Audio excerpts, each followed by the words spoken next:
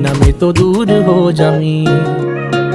ओ सागर दियां छल्लां वांगू जिंदगी है बड़ी टेढ़ी मेढ़ी, कित्थे लैके चलीए जावे पता नहीं कुछ भी की है कहंदी। उच्चिया लम्मिया पहाड़ा वांगू दिसदी नेड़े दूर रहिंदी, जिथे कोई सार ना होवे बारिश भी है उत्थे पैंदी। देखा ना जे तैनू मेरे दिल नू साली चैन नहीं पैंदी, जो हुंदा चंगे लई हुंदा दुनिया एवें झूठी कहंदी। उड़ जांदे जद पंछी मुड़े उन्हां नू घर दी लोड़ नहीं पैंदी। ना तू किते खो जावीं, ना तू किते खो जावीं, जिवें बदलां दे ओले होया चन्न ना मैं तो